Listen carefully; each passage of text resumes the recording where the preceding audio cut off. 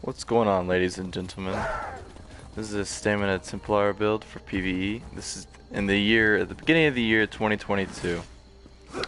And this build is good for really anything. This is mainly good for solo, but you can switch around some stuff, and yeah, there's a lot of options here. So right here, I'm an Imperial. You can use, there are a whole lot of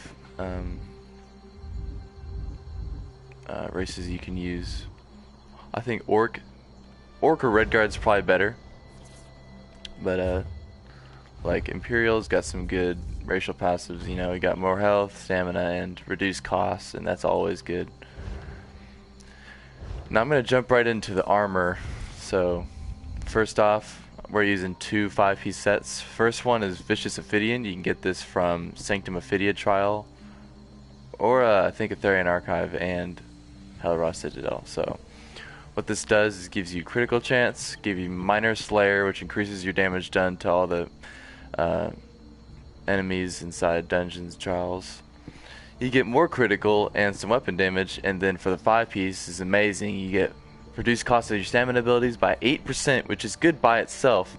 But then on top of that, you get 2.4k stamina for every enemy you kill, along with Major Expedition, which is superb for Veteran Maelstrom Arena. This is what VMA is, what this build is kind of set towards, but this set right here is good for any PvE content, 100%. I mean, I always use this set if I'm doing PvE. Like, this is my go-to set. If I'm doing PvE content, this is on me. So for me, I have jewelry and 2 pieces on the body. You're gonna want robust and weapon damage for all 3. And if you're not using Vicious Ophidian, or you're using the other set on your jewelry, you're gonna want to use the same thing. That's what I like to use. You can use Bloodthirsty and maybe like a stamina recovery enchant. But for the second set, I'm using Briarheart, which is, you get this from it's an overland set in Hrothgar for the Orsinium DLC. And so it gives you crit, stamina, crit, and then when you deal critical damage, you get 440 weapon damage. And then when that happens, it lasts for 10 seconds, and your critical strikes heal you for 280 health for every critical strike. This effect can occur once every 15 seconds, but the thing is, when it activates, so the once every 15 seconds, the timer for the 15 seconds starts when when it procs. So really, it's only a 5-second downtime if you're critting pretty consistently. There should only be a 5 or 6 second downtime for this, so it'll be up most of the time. It's very good. I was having some problems in Veteran Maelstrom Arena with keeping my health up, so I decided to use this set, and it's been working very nice. You get a lot of extra weapon damage and healing, and it's great to have. Here's what I'm using. This is two 5-pieces, and then for my weapons, I'm using Master's weapons. So I'm using Master's Perfected Axe and Dagger. For the enchants, you're gonna want Absorb Stamina, and for the trait, you're gonna want Sharpen. That's what I like to use. And then I'm using the Master's Bow, and you're gonna want to use Infused and Increased Weapon Damage enchant. With this bow, you can light attack an enemy and shoot him with your Poison Inject, and it's almost 800 extra weapon damage on that enemy, because you got the enchantment and the bow. This is pretty damn good. These, and then the twin slashes. What these do is okay. So if you don't know, the Master's Perfected, the Master's one-handed, dual wield, when you use the ability twin slashes, it does a lot more damage. And with the Master's Bow, when you shoot an enemy with your poison arrow, you do more weapon damage towards the enemy, so that's super good. And you get these from Dragonstar Arena, which is in a Craglorn group trial.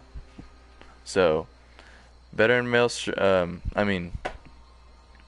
Vicious Ophidian and Master's weapons, you don't even need DLC for that. And then Briarheart You can get them from Orsinium DLC, which is one of the first DLCs. And also, you're gonna want stamina enchants and all the armor, and you're gonna want mostly divines, but for the enchants. But on the big pieces, you can go infused to get some extra stamina. That's what I like to do. Like on the head and legs, I got infused going. Now, for the skills on the front bar, I like to use Flawless Dawnbreaker as my ult. So for my dual wield bar, I use Flawless Dawnbreaker to get that extra weapon damage, and it's pretty cheap and it does a good bit of damage. This is my main ability right here, Biting Jabs. Fantastic. This is an amazing ability. It's my main. You're gonna be using this half the time at least, and you know does area damage, slows the enemy down, and it gives you major savagery, increasing your critical rating, which is really good. It goes well with the Briarheart set. This is what is boosted by your dual wield axe and dagger, and it's a dot and it does damage over time and heals you. This is really good because it gives you this right here. You place it down on the ground and then an enemy gets into it and it deals damage to them over 18 seconds, and it gives you minor force, which increases your critical damage by 10%. Superb ability. By the way, Flawless Dawnbreaker and Barb Trap are under the Fighters Guild's skill line, so because these two are on your bar, you're getting more percentage on your weapon damage. This Deadly Cloak right here is you put it on yourself and it does damage, area of effect damage, and you take 20% less damage from area attacks, which is really good. You know, it makes it a little more tanky. I'm having Repentance on both bars so I can get some more recovery in, and so I'm not pressing a whole lot of buttons since I'm already running around doing crazy shit in Maelstrom. And what this does is when you kill an enemy, this costs nothing. You kill an enemy and you suck up health and stamina from that dead body. It's amazing. I have it on both bars. Now for my bow bar, my ult, I'm using Ballista, which place it down on the ground and does shit ton of damage for 5 seconds. It's a little expensive, but it's fantastic for when you're using it against a boss. This is what is enhanced by your bow. It's an execute and damage over time ability. Razor Caltrops is big damage over time, area of effect ability. Super good. It reduces the enemy's movement speed and it puts major breach on them, reducing their resistances. That is super good. This is a really good ability. I don't even use an Endless Hail. I use this instead. This is way better. Power of the Light. Put a beam on an enemy and copies your damage. Copies all the damage taken to you from 6 seconds, reducing 50%. I don't even know what this does. I know it's really good to have on them. So so you put this on the enemy, and as you do damage, this is like so you put a thing in the sky above an enemy, and then it takes 6 damage to hit the enemy, and the more damage you do to the enemy, the more damage that does to them after the 6 seconds. It's really good. Also gives them minor breach, reducing their resistances even more. It's super good to have. It's pretty cheap. Resolving Vigor is your main heal. You know, it's just stamina heal. You're gonna like that. It's really good. So those are the abilities. Let's look at some passives here. So, you know, you get more critical damage with this Biting Jabs on your front bar. You take less damage when you're activating Biting Jabs. When you deal damage with Biting Jabs, you deal more damage, and you increase weapon damage and more resistances with this. You get ultimate when you cast Power of the Light, which is super good, and reduces the cost of all your abilities. It's kind of like the Imperial passive. And here, these don't really matter. They're just good for just everyday gaming. And You know, you're gonna want to use all the passives for dual wield. I'm not gonna go into them. And also bow, you're gonna want to use all the passives. Medium armor, we're using all medium armor. Use all the passives. And for Fighter's Guild, you know, you have this and this on your front bar. When you do that, you get, with both of those on your front bar, you get 6% more weapon damage, which is super good. You gain 3 ultimate whenever you kill an enemy when you have one of these abilities slotted, so you're getting hella ultimate. Yeah, I mean, that's a big chunk of it. I'm not gonna go into champion points. This shit is so complicated nowadays. Just do whatever you think you should do. I don't, you know, everyone has different amount of champion points, so who's ever watching this, you're smart. You got it, man. And another set I like to use is Two Fang Snake, which increases your weapon damage, gives you more stamina, gives you crit.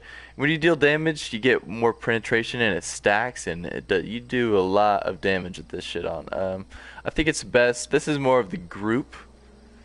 So if you're doing group PvP, I think it's best to use Two Fang Snake over Briarheart,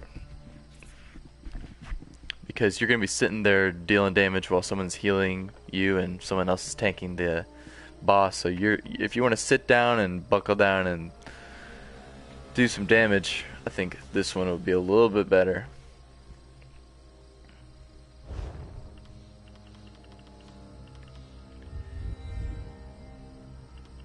Yeah, it's pretty nice. Pretty nice. I've completed VMA a good bit of times. Actually, I haven't done VMA in a very long time. I started again. This is my first try. You can see at the top right. I died at the rink of Frozen Blood, and I just lost motivation. I was like, man, I'm dying in this shit. And I used to get on the leaderboards for VMA back in the day. And yeah, I just want to start doing it again. I want to get that Fire Destro staff. And you know, it's even better whenever you look good like my guy. Holy shit, my guy looks so fucking cool.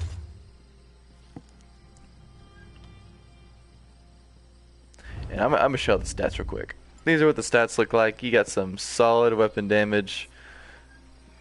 You got some good penetration and stamina recovery. It's a very well-rounded build in my opinion. You're gonna want to put all your attributes into stamina for sure.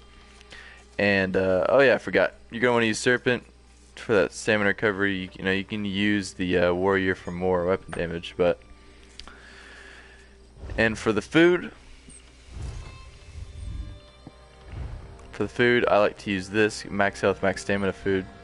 You could use this for get some more stamina recovery, but I like to have as much health and stamina as I can. And for the pots, you're not getting anything that gives you major brutality, so instead you're not going to want to be using this. If you want to be using the most damage, getting the most damage out as possible, you're going to want to be using some weapon power pots to get that major brutality. That gives you 20% more weapon damage, which is fantastic. Yeah, definitely going to need some weapon power pots.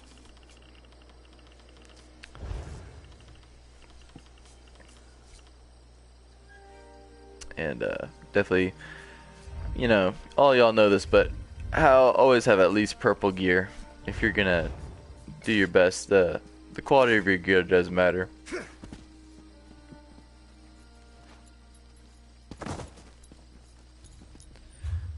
Yeah, tons of weapon damage with this build, tons of recovery, tons of crit, tons of physical penetration. I've thought about this build a lot. You know, it's very well rounded. It's simple, easy to get stuff. Actually, no, not very easy. This stuff isn't very easy to get right here, and this shit isn't very easy to get either. I mean, they're non-DLC. You don't have to pay money to get these, but still. Except for this. You have to have the Orsinium. Yeah, that's about it. I wanted to share this. You know, I think it's pretty good. I like this build a lot. You know, it's my main character actually. And I'll post a PVE video. I honestly am fantastic at Battlegrounds. One time I got 49 kills in Battlegrounds. No shit. I got 49 kills. I have a picture of it and everything. My friend was there with me. do tons of damage and very tanky. I'll post a video of that later.